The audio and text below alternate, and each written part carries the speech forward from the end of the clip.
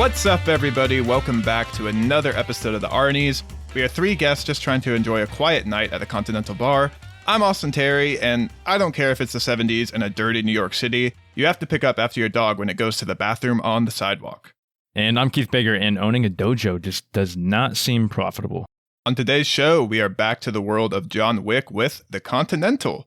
Set in the 1970s New York City, the Continental explores the origin of the iconic hotel for assassins at the centerpiece of the John Wick universe, seen through the eyes of a young Winston Scott. So Keith, let's just get right into it. Were you even aware that this show was still happening? And give me your general non-spoiler thoughts on the premiere of the Continental. No, I was not until y'all brought it up the other day to do this for an episode. I completely forgot about it. I remember y'all mentioning it 5 months ago, 4 or 5 months ago. I don't know. The marketing has been bizarre and basically just non-existent. Really? Yeah, I haven't heard anything about it since you guys mentioned it. But then once you were like, "Oh, we're doing the content," I was like, "Oh shit, that's gonna be awesome." I love the John Wick universe, so was ready to jump in. I got to say, the first episode, even though it's like an hour and like 20 minutes long, it went by really quick for me. Overall, yeah, I really enjoyed it. I think there's definitely some things I'm questioning about it that we'll get into later. But I thought the action was good. I love that we're in this decade of the John Wick universe, and that we're finding out a little bit more about like the lore behind it. Now we've all have talked about how we just love, the lore that goes into this universe with John Wick, and how the League of Assassins works, and how all the Continentals work, and how they interact with like the everyday world. But yeah, I love the performances, the characters. I'm excited for what they're building. But like I said, I do have some questions about some things, and maybe you can help me answer later, or maybe not. I don't know. Maybe you might have the same questions too. But overall, really enjoyed the first episode. I'm excited to get into the other two parts as they come out. Yeah, I am certainly lower on it than you are. Okay. I do think it's at least worth checking out. I don't think it's bad or anything like that. Yeah. It's getting shredded online, like in the reviews and the general critical reception. And I think most of the negatives that people are not enjoying about this show, I do certainly agree with. I think it's very disjointed. It does not have that like vibe and feel of John Wick. Like there's certainly sequences where you're like, oh, this is totally the John Wick universe. And then you spend 20 minutes doing stuff that's like would have never been touched on in the movies, like the involvement of everyday people. Whereas like the John Wick movies kind of feel like this alternate reality. Mm-hmm. This show kind of feels like they're trying to work it into our normal everyday history, and that felt super weird to me. I think they're trying to capture like the essence of Keanu Reeves with like some character designs, and that felt weird to me because it kind of feels like they're trying to duplicate some things. The history of the show is very weird. It was originally going to go on Starz, which is owned by Lionsgate that distributes the movies, and then Lionsgate actually sold the show to Peacock, so they didn't have a lot of faith in it. Chad Stahelski, the like original creator of John Wick and the director of the movies, he dropped out of directing it, and Keanu Reeves dropped out of like appearing in the show. So the team behind the actual franchise kind of seems like they wanted to distance themselves from it. And I kind of felt that, like, you can tell that the original team's not involved with this show. It does feel awkward and weird. The positives, though, I am actually interested like in the central mystery of the show. I do think the action does kind of live up to that John Wick pedigree and that John Wick name. The main like core young characters, it's really hard to kind of match the gravitas of the big actors they got for the franchise, but I think these new actors that are portraying these younger characters did a great job. There is just like these side characters that I'm like, why are we spending time with these people? Because we would have never done this in the movies. So there's some things that are weird to me about this show. I would say it's just okay. It's worth checking out. I'm excited to see where they go with the next 2 episodes, but the premiere certainly did not grab me or anything like that. Yeah, you kind of added to my point, or my question, I guess, is like, what are they trying to do with this universe and like the background of the Continentals and the assassins and all that? Because like you said, in John Wick, or all the John Wick movies, like the everyday world's like in the background, but there's not really a whole lot of interaction. Like, okay, he has his moments where he's like on the subway, or he's walking down the street in New York, or whatever city he's in, London or whatever. But like you said, there's still not a lot of interaction with the everyday world or everyday people. And it does seem like an alternate dystopian type future.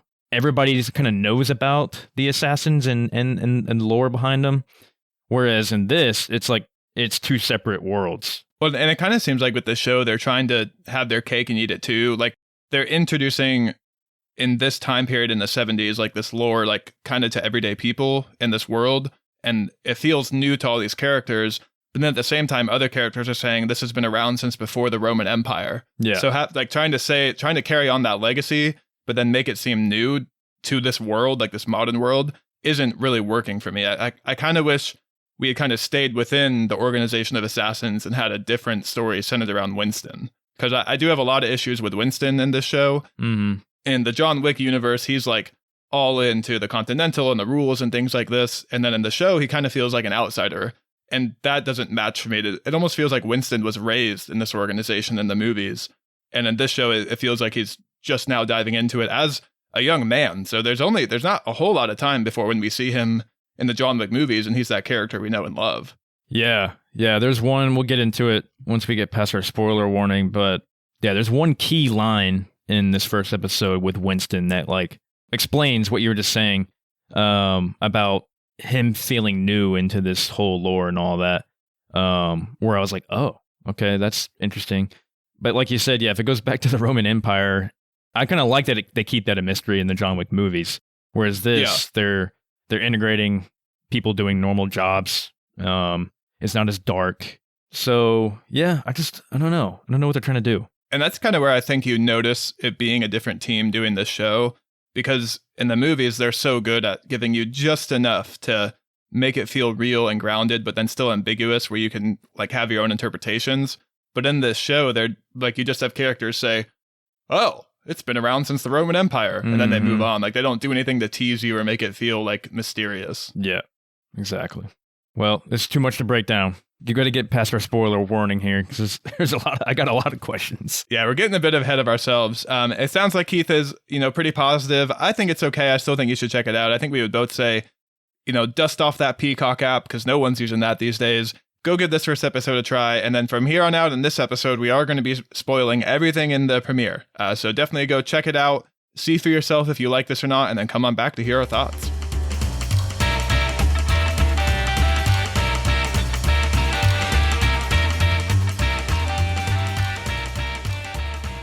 All right, everybody, welcome to spoiler territory, and we're going to kick it off, as always, with the cast and crew. So, The Continental was created by Greg Coolidge, Sean Simmons, and Kirk Ward.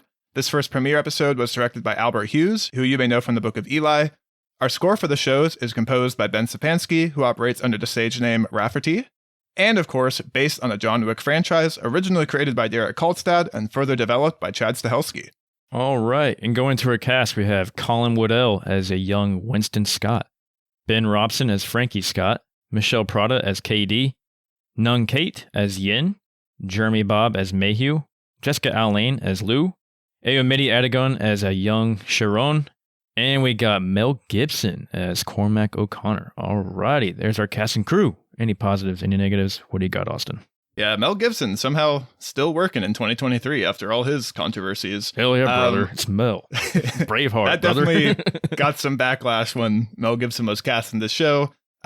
He is not my highlight. I think he's fine and serviceable, but he just doesn't have a whole lot of screen time so far. I am going to give my main highlight for this episode to Ayomidi Adegun as a young Sharon. This was the only character and actor in the show where I was like, oh yeah, that's totally Sharon. He's kind of capturing that like Lance Riddick presence that we see in the movies and love so much. I thought he nailed it, and I'm really excited to see his relationship develop with Winston to what we see in the movies. Everybody else, like I said, they're good, they're doing what they can, but Colin Woodell, it's really hard to be Ian McShane. Like that's a one-of-a-kind actor right there, so really tough to do that. Still interested, but the only guy like actually capturing what I felt like we see in the movies was Ayomid Adegun. Yeah, he's awesome. With like limited screen time, limited lines, but yeah, like you said, his presence is definitely there. Like he could be Lance Reddick's son. Like they look sure. Really alike. He's got the same like speaking dictation. Like he pauses. He already knows like the rules. Like he's explaining it to Mel Gibson's characters. Still formal, charming. Like everything about it, I loved. Yeah. He even has like the same like smile, like the same like mouth gestures and everything too. I was like, wow, he's really nailing it as a young Sharon. So yeah, he's awesome. I'm kind of with you, Mel Gibson. I don't think he's bad at all. I'm really interested in the character of Cormac, and there's a lot of questions around him. I just don't. Yeah, we haven't seen enough yet. I think it's fine. I think my only issue is I don't think you needed Mel Gibson for this part. I think there's so many other up and coming actors or even older actors that have not done all the stuff Mel Gibson has done and probably like deserved the part. Like Mel Gibson didn't bring anything special to this role where I was like, oh yeah, only Mel Gibson could have done that. Yeah. He's like just playing like more of this gruff mob type guy. Not sure. And I think that's going to go into our questions with him later. It's like, he doesn't really fit this world, really. And that's actually something I found interesting in the intro, is seeing the Continental under new leadership. Like Cormac is more of a New York mobster, and he's throwing like a New Year's party and things like that we probably would not see Winston do in the movies. So seeing the Continental operated differently actually was like, okay, I'm kind of into this. It just kind of devolves from that as you get less screen time from him as the episode's on. Yeah, it definitely seems more lax at the Continental, whereas whenever we see an older Winston in the John Wick universe with Ian McShane, it seems like everything's kind of more by the book with the lore and the rules and everything. So it's like, I wonder, like, was it maybe more strict before Cormac's reign at the Continental, and maybe he's just kind of like a shithead about it? And we do still have 2 episodes. They're each an hour and a half. So we still have, 3 more hours of content to see. But yeah. I am hoping we kind of get to see, as Winston gets more involved, like, I want to see how he transforms the Continental into what we see in the John Wick movies. Yeah, I mean, as far as my highlight, I don't know if I really have a highlight. I feel like everybody is pretty good performance-wise in this. Even some of the side characters are not bad. But yeah, I think the lead, Colin Whittle's doing fine as a young Winston. And Ben Robson as Frankie, the brother, is good as well. So yeah, I enjoyed the Frankie character. Like he definitely is the centerpiece of the action in this episode. The only thing that just seemed off to me is, did you have to make him look like Keanu Reeves? Like, give him a buzz cut or something. The only difference is like he had like a bigger beard, I guess. Even when he's like kissing Yen at the end and like brushing his hair out of his eyes, I was like, why did you make him look so much like Keanu Reeves? Yeah, it's funny. But yeah, the action sequence, especially the opening one, I know we're going to get into it more later, but the opening one with him on the stairs was awesome way to open up this show. Yeah, for sure. And, we can jump into our broader discussion and we can start right there with the opening. Yeah, let's do it. That opening like staircase fight, I was like, okay, I see where you're spending your money. This looks great. It feels just like an action scene you would get in the John Wick franchise. So I thought that was a great way to kind of get you into the show. Yeah, it was. So the opening, I think overall, you just feel like you're in the John Wick universe. With that opening sequence on the stairs, that's something that you would see in John Wick, him having to climb several floors. And then also him walking through the party, too. We've seen so many party scenes throughout the John Wick, like so many raves, parties, and then you get like the interaction with Cormac and the other guys, and everybody knows his name, everybody knows each other. That felt really cool, really organic. But then when they start referencing like the Vietnam War and like things like that, it's like, this feels so off. They would have never touched on like historical events in the movies. Yeah. And I mean, that goes into the big question we were talking about earlier is, how does the everyday world fit into this lore in this world? And that's also never a question I really wanted. And like, I've never gone through the John Wick movies and be like, wow, I really want to see what John Wick looks like in the Vietnam War. Like, I've always just gone into these movies and been like, I can't wait to learn more about this Continental and High Table lore. I've never really cared about like the actual real world. Yeah, exactly. Like, that's always the mystery in the John Wicks that we like and we don't care about either. Like, we're good not knowing. Whenever he does have that debacle in his house, and remember the cops show up, and even the cop is like cool with him, like, hey, John. He's like, hey, Kevin, or whatever the cop's name was. It's like, okay, well, that goes to show us that a lot of the everyday people are even in on this too. But then you get to this show, and it's just like completely separate. Like, we have the scene where, I might be jumping ahead, where KD goes in to the Continental whenever she was told not to, because the other guy was like, do not go in there. Like, that's a bad organization in there. You do not want to get involved with those people. She's like, I gotta know. She goes in, she sits at the bar, and everybody's looking at her because she's an outsider. So it's like, oh, okay. So these are two different worlds then. That was where I thought we kind of wasted a lot of time in this episode. Because even if this detective by the end of the show cracks the case and figures out the high table and all that, what is that really going to mean for us? Because we already know how much power they have in the movies, so nothing's really going to come of this investigation. I guess I'm excited to see what happens when she meets with Winston, but I don't really need this detective story at all. So the one line I was telling you earlier that Winston had was he was explaining their childhood, that they got involved with this guy named Cormac, who was a New York mob boss, and they were working for him. And then he says something, well, that's what we thought he was, but turns out he's involved with this whole other secret organization with this Continental and assassins and all this lore and coins and rules and all this kind of stuff. So I was like, okay, that's interesting. So that's how Winston gets into this world, I guess, is like, he just thought this guy was like a normal hitman type guy running businesses, but no, he's in this whole different deal.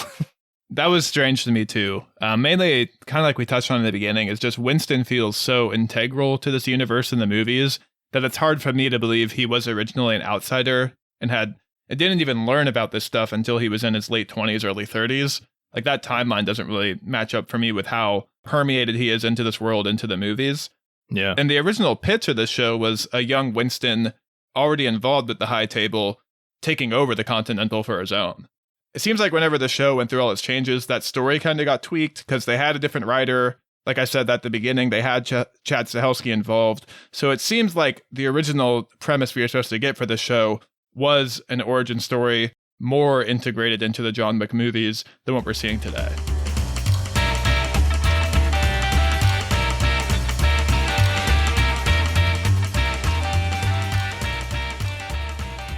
We are kind of focusing on the hypothetical. Let's get back now to what the show actually gave us in this first episode. The main MacGuffin, I guess, is this stolen coin press that, of course, mints all the coins that we see in the John Wick movies. Did you like this kind of initial heist, and then how I really bought how important this is to the high table and why they would go after it, because those coins are so rare and so important. If the coin press is out there and anyone can make them and kind of deflate the market, that's a big threat to the high table's power. Yeah, I'm glad you said that, because I wasn't really catching what that was when I was first watching it. I had to go look back and what was that thing he stole? So the coin press, yeah. So that's pretty much the currency of everything within the Continentals and the assassins and everything like that. So that makes sense that Cormac would be pretty upset to have this stolen, because it's probably a lot of control lost on his part. And it seems like the high table is going to kill him if he doesn't get this coin press back too. So, we touched on KD and the police officers a little bit. Let's actually touch on what they're actually doing in this first episode. So KD is investigating the Continental. Her partner tells her not to. It looks like she keeps saying she's trying to find the supplier. I do have a question, what supplying what? Is she interested in the coins, or are they gun running? Things like that. What is she actually investigating?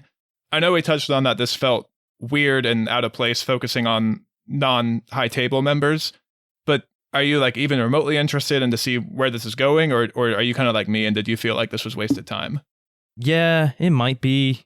It's definitely the lower of the side stories in this series so far for me. I hope it's not like a running thing throughout the whole 3 episodes where Katie's trying to figure out what the Continental is and all that. I hope maybe her superior will just tell her. I mean, because they have a relationship beyond work, so maybe he'll tell her what it is, and then maybe she'll drop her investigation.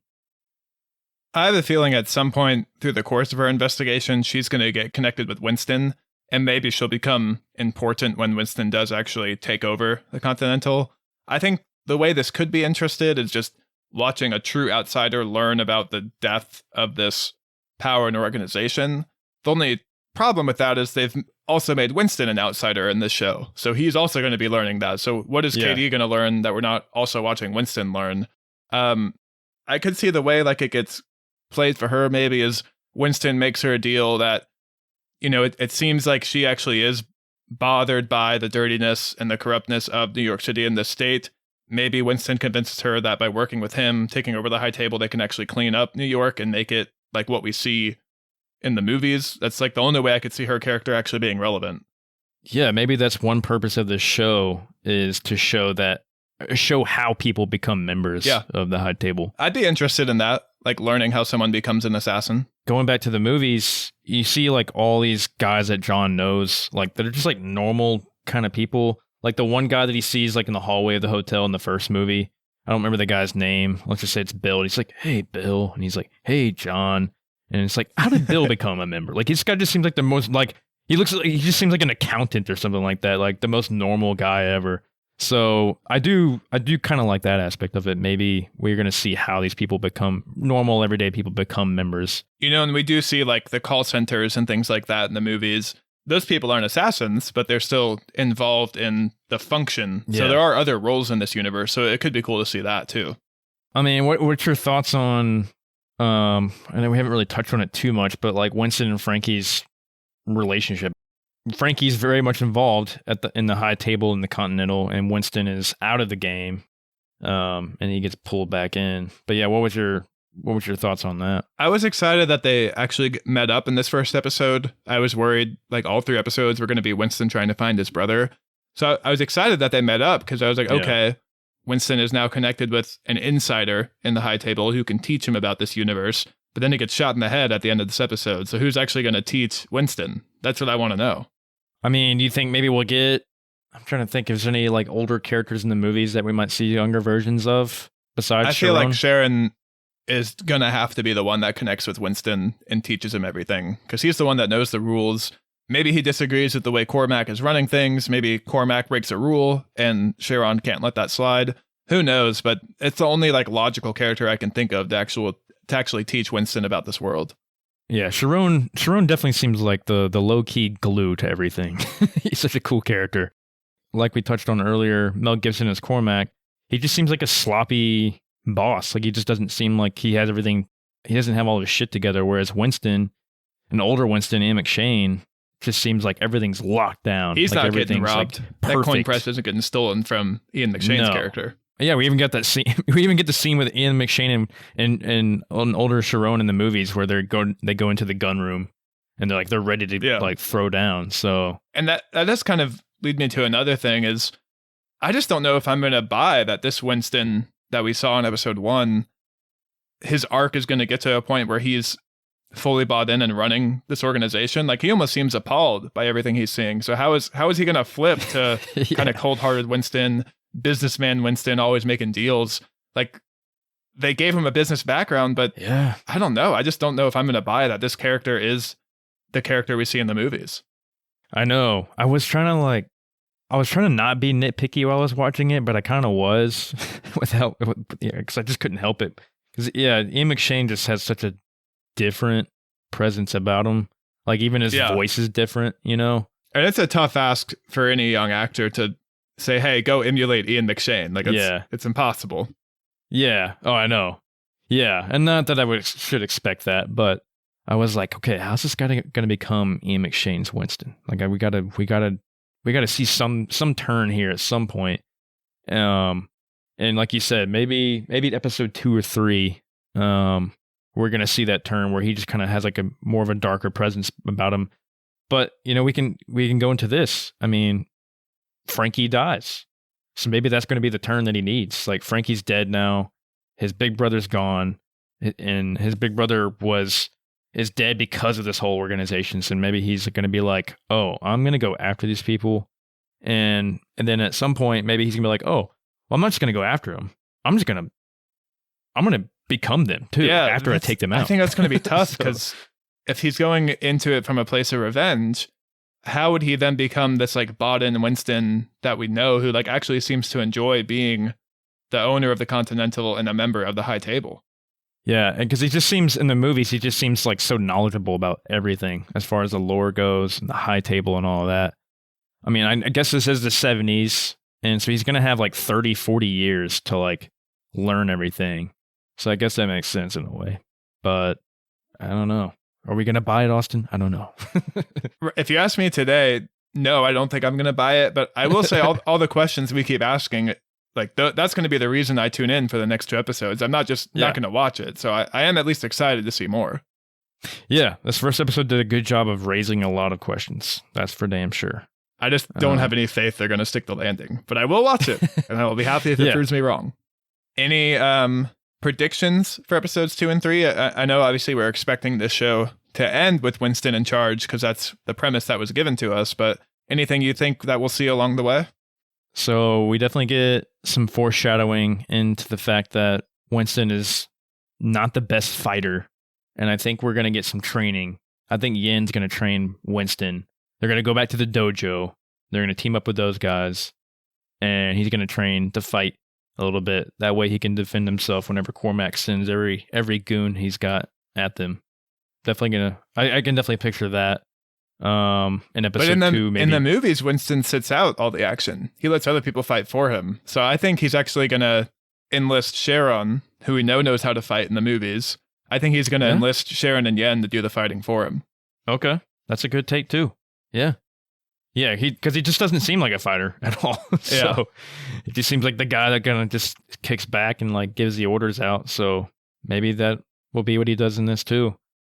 As far as like other predictions, so we end off with this first episode with Frankie dying, and so we'll see him processing that and see what he wants to do. I can see him interacting with a lot of other high table type people or other members at least. And like maybe members that are willing to maybe work with him in a way. Maybe they see some cracks in Cormac's leadership and stuff too. And so they're all going to team up together and go after him. I have a feeling, because they showed us his business background, and we know in the movies that Winston is always angling to make a deal. I think he's going to leverage the fact that he has the coin press and make a deal with the high table, and that's how he gets into the organization. Yeah. I think you might be right on the money there. No pun intended. Yeah. And we know Sharon is a big stickler for the rules and believes in them. So yeah, I have a feeling Sharon's not going to like what he's seeing from Cormac, and that's how he ends up with Winston. Yes. Yeah, I think you're right though. I think Sharon and Winston are gonna buddy up and take things down. How they're gonna do it, I don't know exactly. These episodes are so long too, like an hour and a half long. Yeah. So we have, like you said, 3 hours of content coming. 3 more hours. Hopefully it's good. I think that's going to wrap it up for us today, though. Those are our thoughts on the Continental. Keith and I will still be tuning in. You know, I was a little underwhelmed. Seemed like Keith was a little bit more impressed with this initial premiere. I'm excited to see more of it. I am nervous, though. I wish we'd gotten the original premise. But, of course, before we close out, we do need to do some Arnies Podcast Awards. This is the part of our show where we give an award to anything we've covered in this episode. Can be positive, can be negative. Keith, what will you be giving an award to today? I'm just going to give the Automobile Callback Award, and that goes to the car that they bring into this. This was series. so forced. I hated it. Yeah. I hated it. You didn't like it? John Wick likes the cars, not Winston.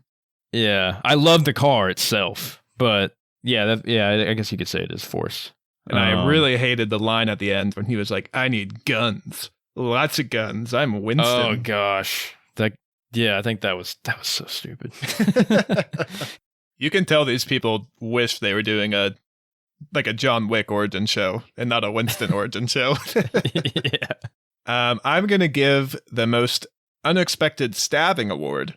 And it goes to our friend Yen, who picks up an iron, and you're thinking, okay, she's going to bash this guy's head in. And instead, she turns that iron around and stabs the point of it into the back of the guy's neck. I was like, holy shit, that was pretty sweet. Oh, my God. That was probably one of the gnarliest kills of the series so far.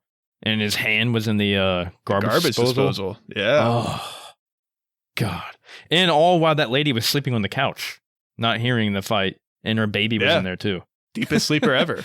I did also like with the coin box, whenever Frankie was fighting, he was like bashing people with it and stuff. Like, that was really cool. Yeah. They used whatever they got as a weapon. All right. Well, that's going to do it for us today, everybody. Thank you so much for listening. If you enjoyed this episode, make sure you hit that follow button so you never miss any of our upcoming content. Also, if you wouldn't mind sharing us with a friend, we really would appreciate that so we can continue to grow this show. Please leave us reviews as well. Even if you don't want to write anything, leaving us a 5-star review on Apple Podcasts, Spotify, wherever you get your podcasts really does help us out. At The Arnies is our social, and thearnies.media is the website. We'll be back next Tuesday with the return of our bracket debates. This time, it's time to decide what is the best action movie ever made. And spoiler, we may be talking about a John Wick movie in that debate. And lastly, we want to hear from you, so please send us a message on Instagram at the Arnies or email us thearniesmedia@gmail.com. What did you think of the Continental's premiere? What do you hope for the rest of the season? Would you let your dog shit on the sidewalk? Anything you say we'll read on the show and react to it live on our latest episode. That's right, everybody. You got to carry a bag with you. You got to pick up that dog poop. Have a great rest of your week, and we'll talk to you soon. See ya.